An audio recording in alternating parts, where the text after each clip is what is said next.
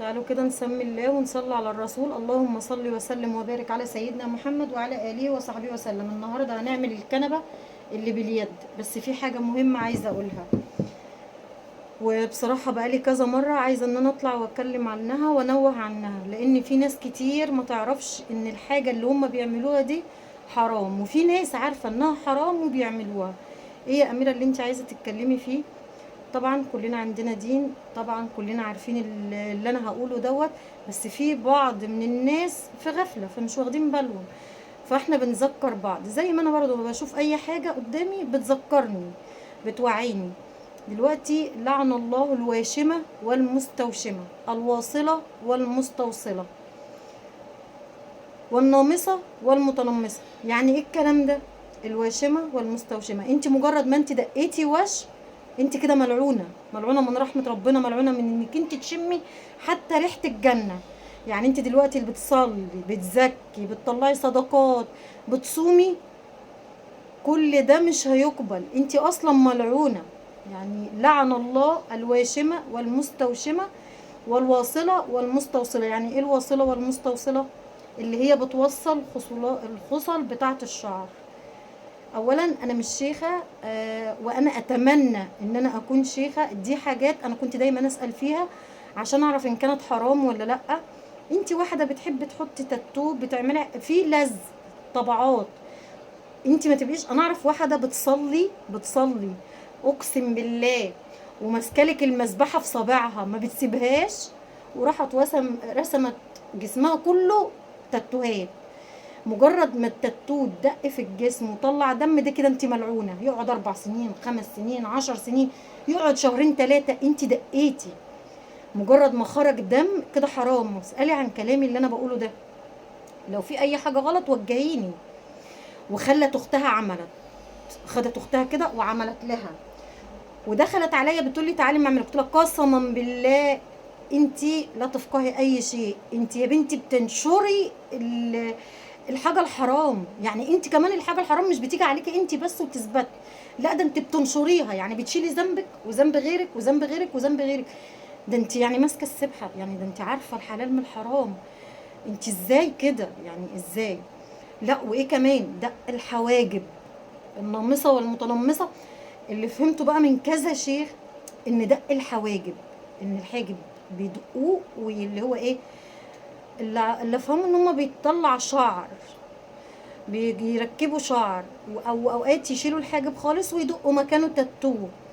في ناس كتير عارفه الحاجات دي، انا ما اعرفش والله الحاجات دي، فانا حبيت انوه عنها لعلي اكون سبب زي ما ناس كتير قوي شافوا موضوع الطرحه ده سبب ان هم اذكرهم بيه. حتى لو بطرحه شيفون انت برضو بتستوري نفسك وبتستوري جسمك. انا مني واحده بعملها على العبايات عندي اللي هي الضيقه، والعبايات اللي هي الواسعه، وشكلها شيك وحلو وجميل جدا في اللبس. واوقات بحطها بلبسها على الجيب والبلوزات، بتبقى تحت زي بلوزه، وبلبس فوق منها الكرتاجين اللي انا ببقى لابساه. يعني جميله بجميع المقاييس. فزي ما انا ما بننبه بعض بنوعي بعض، ليه ما نوعيش بعض الحاجه زي كده؟ يعني ده من علامات الساعه كلها ظهرت. يعني انت ازاي ما تاخديش بالك لحاجه زي كده؟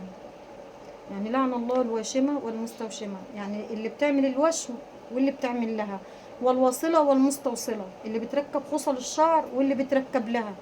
ملعونين. انتوا عارفين يعني ايه ملعونه؟ يعني عارفه يعني ايه ملعونه؟ يعني ملعونه من رحمه ربنا. انت ملعونه من رحمه ربنا. اللهم بلغت اللهم فشل.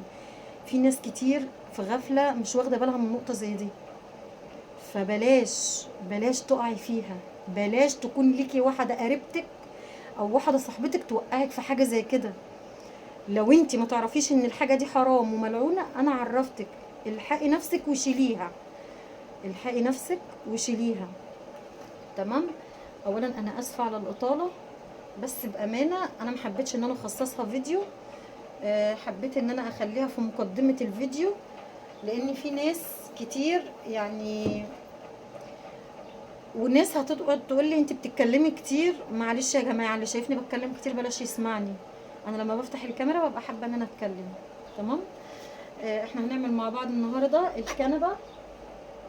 الكنبه اللي بيد. تمام، هنعملها بطريقه سهله وبسيطه. تعال معدل الكاميرا علشان خاطر ما تقولوش ليا ان احنا مش اخدنا بالنا. بصوا احنا بنقص القماش زي ما احنا ما قلنا، بناخد دوران الكل من تحت من هنا ماشي كده لورا. تمام كده، خدنا دوران الكل وخدنا مقاس الركنه من هنا لهنا، فبنقص بعرض القماش دوران الكل. دوران الكل مثلا وليكن جه 250. تمام، بنزود 20 سنتي. ليه 20 سنتي؟ لان انتي يبقى في عندك مكان هنا بتزنقي بيه القماشه، الفاصل ما بين القاعده والظهر، فبتبقى عندك الركنه كده كده. تمام، فكده خلاص يعني عرفنا احنا هناخد دوران الكل ازاي. طيب عايزين ناخد اليد، بناخد دوران اليد من جوه لبره لتحت. تمام كده، بناخد دوران اليد. يعني دوران اليد وليكن هيبقى 120، احنا هنخليه 130. انتوا فاهميني؟ في مثلا 80 85 90 كده كده عرض القماش معاكي بيمط.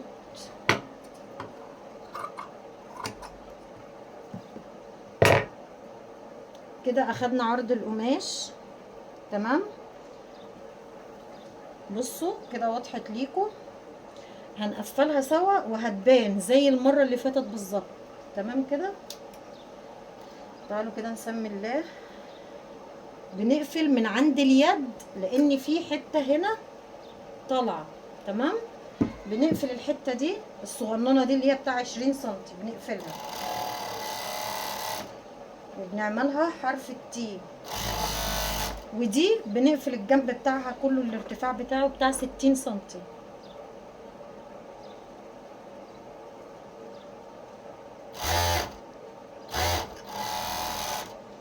كده قفلنا من الجنبين. تعال نركب اليد بقى الاول.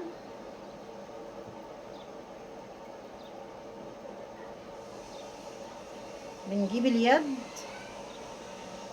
ونقفلها. مش عارفه هي باينه ولا لا، اللي مفيش حاجه واضحه له يبقى يسيب لي في الكومنتات. وانا طبعا مش هتاخر عليكم ان شاء الله في اي حاجه. هحاول اضايق دي شويه لانها جت كبيره مني. كده اليد قفلتها، بصوا كده. ودي بصوا انا بوريها لكم واحده واحده. ودي اهيت قفلتها برضو. هنشوف مع بعض هنقفلها ازاي. بصوا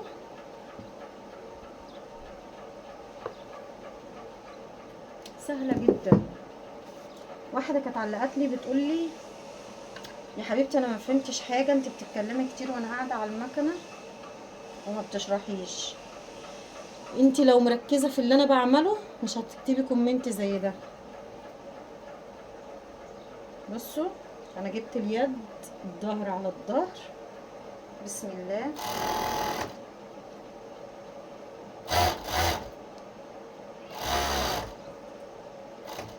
بنيجي هنا كده ونشد بقى شويه عشان نخلي الطرفين قد بعض.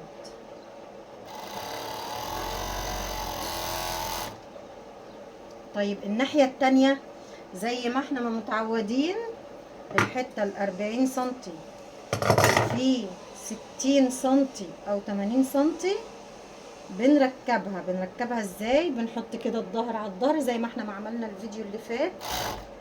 انا عايزه اوضح لك نقطه.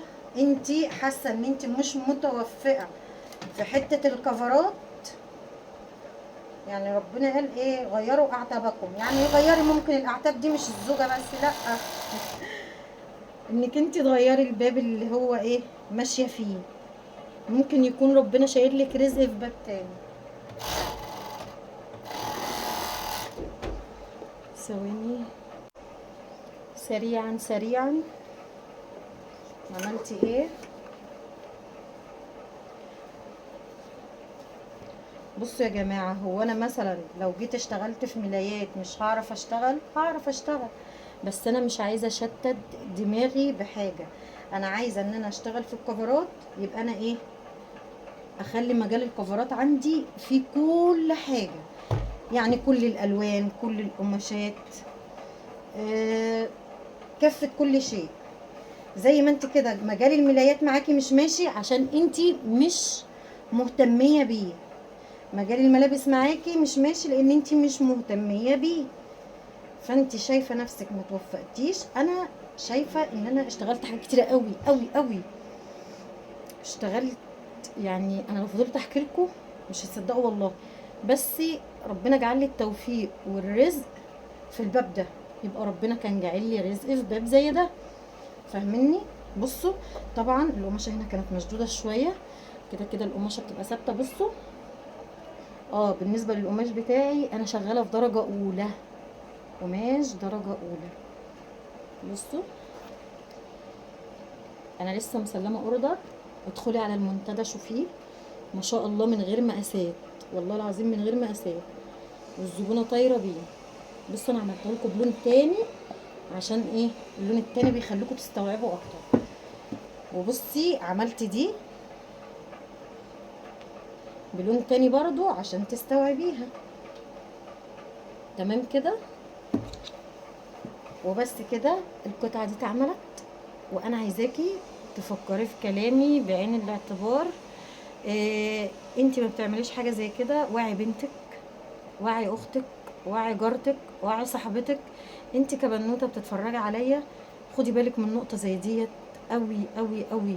يعني احنا بنحاول على قد ما نقدر ان احنا نقرب من ربنا، فبلاش تعملي كبيرة من الكبائر وتيجي تقربي. ماشي، ما انتي لازم تشيليها الاول، تخفيها، وانك انت تتوبي لربنا وترجعي له من ناحيه النقطه دي بالذات.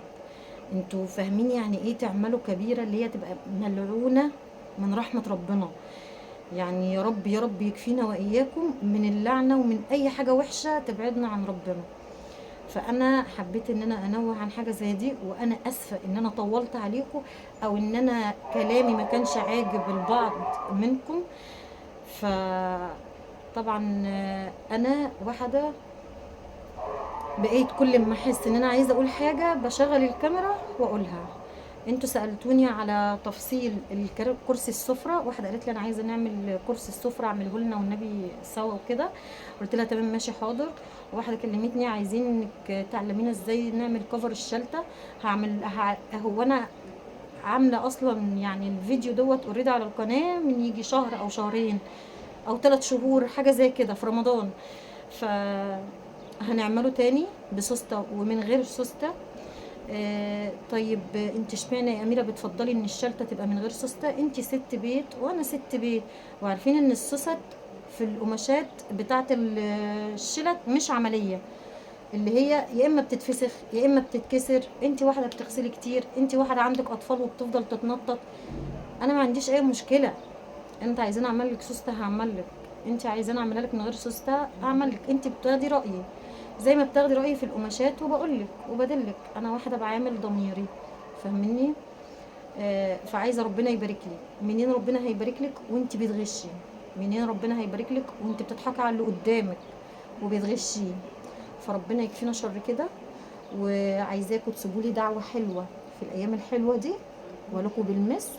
واي حد عنده استفسار عن اي حاجه يسيب لي في الكومنتات، وانا بشوف الكومنتات كلها، بس اوقات ما بقدرش ان انا ارد لان انا عندي ضغط شغل تقفيل اوردرات.